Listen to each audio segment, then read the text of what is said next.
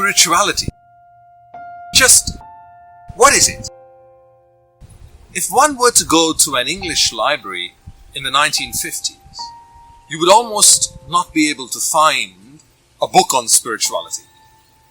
Spirituality was definitely not talked about in the secular 60s of the last century. Today, however, the word is used again and again for almost every walk of life.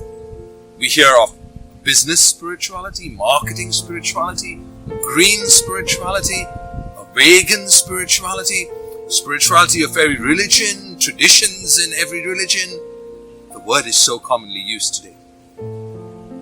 There are many who feel that spirituality is something exotic, out of this world, almost beyond the normal, and therefore only for a few. Others feel that spirituality is esoteric. It's not for the common person. There are others who feel that spirituality is not for everyday life. A spiritual person is a person who frequents the temple, the church, or is involved in all the pious practices of prayer and penance and mortification. A person who doesn't laugh and enjoy life. But is this really what spirituality is all about? Who is a spiritual person?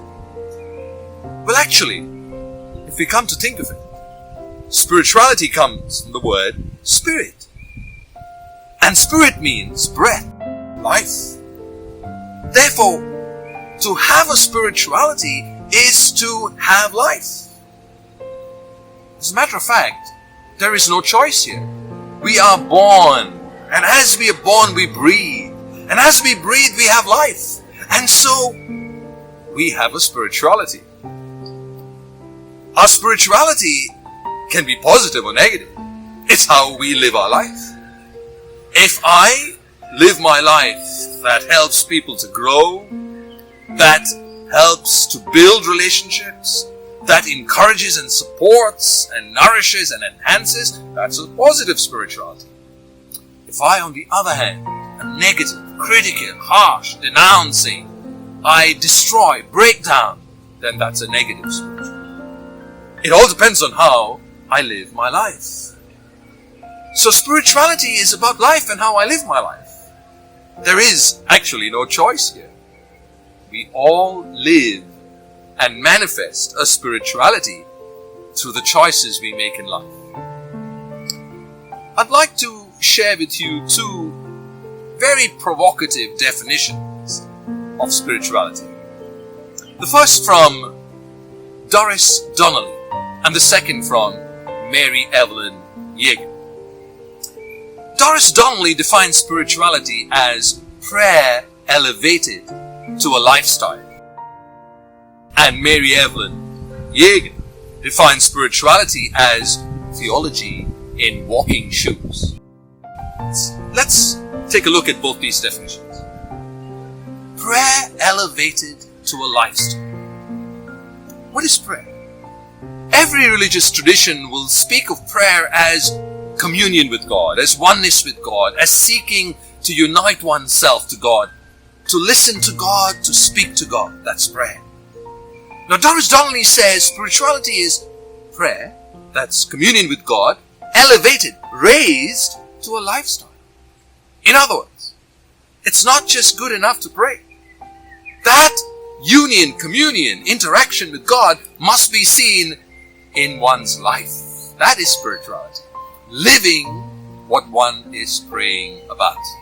The second, from Mary Evelyn Yeager, spirituality is theology in walking shoes. So what is theology? Theology is our reasoning, our understanding, our trying to make sense of the mystery of God.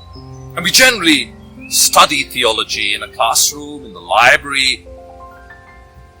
Now the definition says that spirituality is theology in walking shoes. In other words, our seeking to understand God in the library is not enough.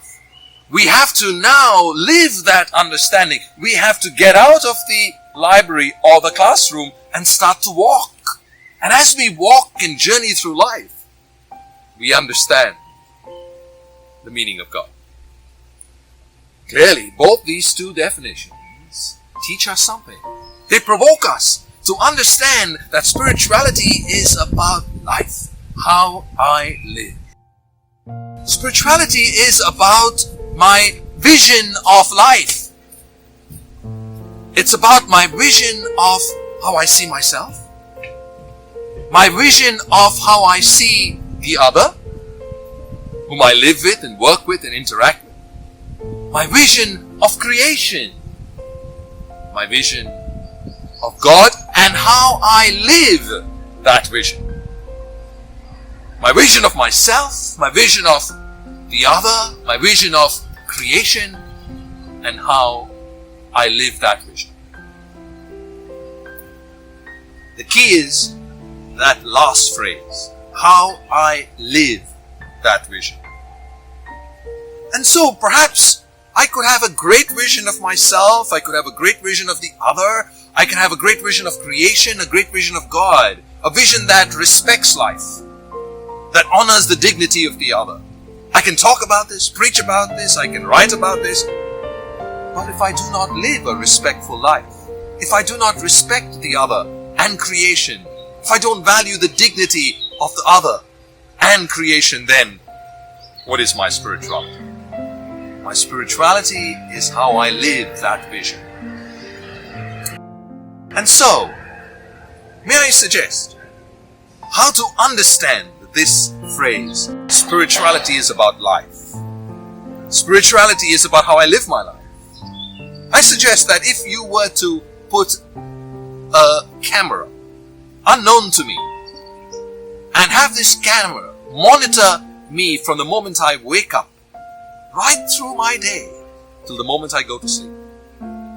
My thought processes, my choices, how I interact with people, how I manage creation, how I manage my day, when I'm seen by people, when I'm not seen by people, when I'm in public, when I'm alone. And when you review that whole day, you will know my spirituality.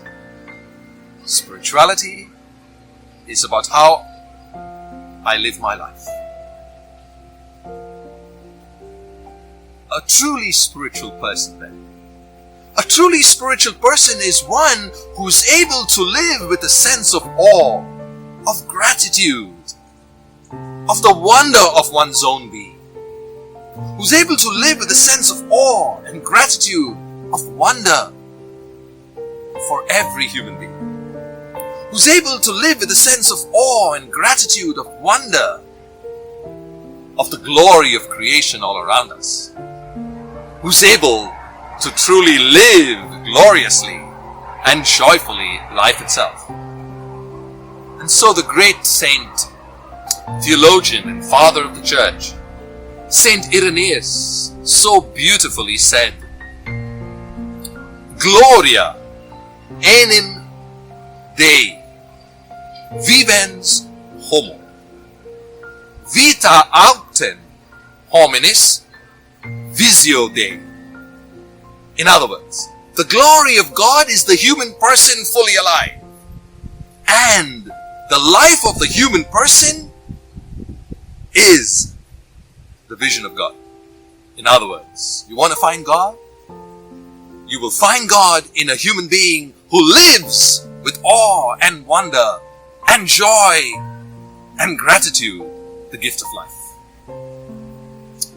That is a spiritual person.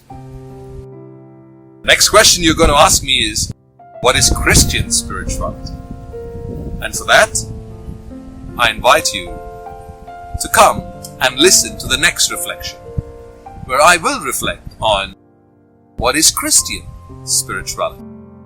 But I leave you with this question. Are you a spiritual person?